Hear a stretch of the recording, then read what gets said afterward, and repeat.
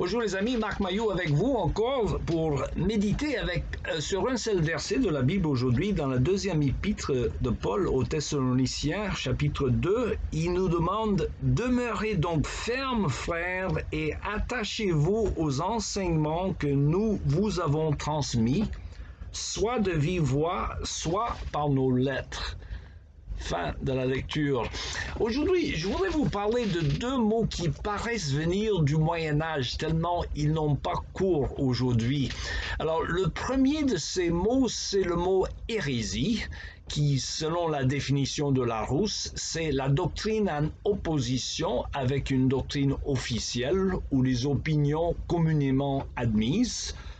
Or, le mot hérésie est quand même très instructif pour nous, les croyants. Sachez d'ailleurs que hérésie, en français, vient du mot grec hérézo, qui signifie choisir.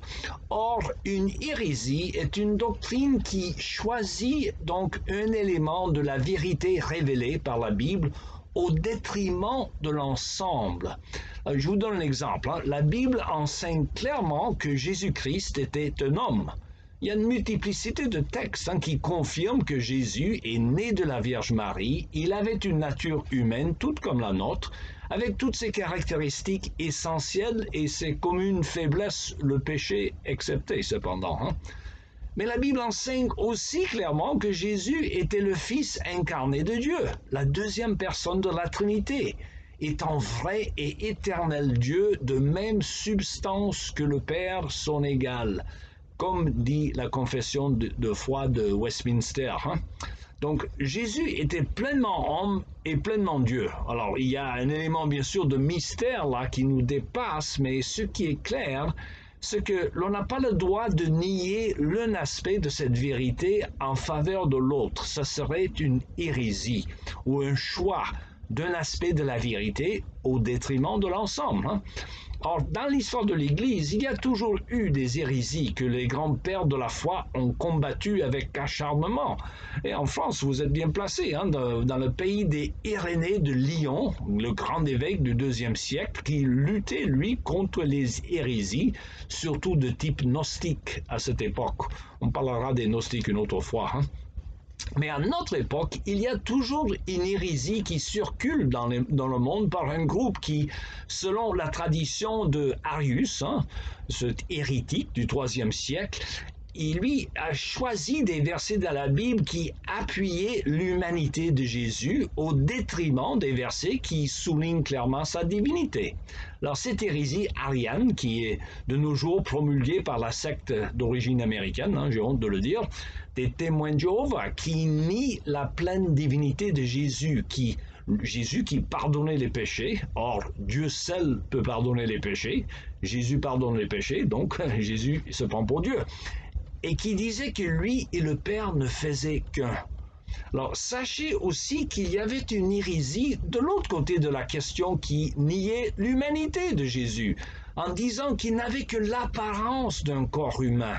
Alors, cette hérésie plutôt populaire dans l'Orient s'appelait le docétisme, et ça vient du mot grec dokeo qui veut dire apparaître. Comme je dis, pour ces gens-là, Jésus n'avait que l'apparence d'un corps. Et les gens de ces traditions orientales, souvent, étaient tellement gênés par l'idée que Dieu puisse manger, boire et aller à la toilette qu'ils préféraient réduire Jésus à un genre de fantôme purement spirituel. Mais ces deux choix ou ces deux hérésies ne sont pas conformes avec l'ensemble de la révélation biblique qui enseigne clairement l'humanité comme la divinité de Jésus. On n'a pas le droit de choisir, il faut prendre toute la révélation biblique. Or, le contraire donc de ce mot hérésie, c'est le mot, ça va vous étonner peut-être, catholique, qui vient du grec kataolos et qui signifie selon le tout. C'est un joli mot d'ailleurs que je ne laisse pas le monopole à l'Église romaine.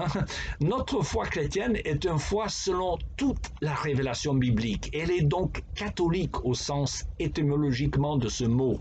Or, nous devons faire attention de ne jamais tomber dans l'hérésie ou le choix d'un enseignement biblique au détriment de l'ensemble. Cela est parfois délicat selon le fait, comme nous l'avons souligné une autre fois, que la vérité divine est souvent transformée ou plutôt enseignée en forme dialectique.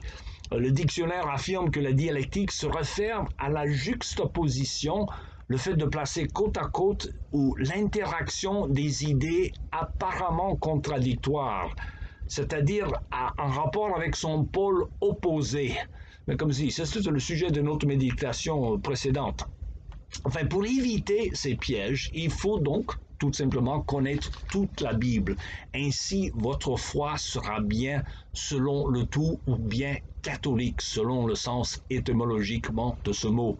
Donc, c'est une motivation pour nous de bien étudier la Bible, de ne jamais prendre un verset hors de son contexte, mais de lire l'ensemble et ainsi nous conserverons la sainte doctrine. Voilà, c'est tout le temps qu'il me reste pour aujourd'hui. Il me reste qu'à vous souhaiter une bonne journée et à la prochaine.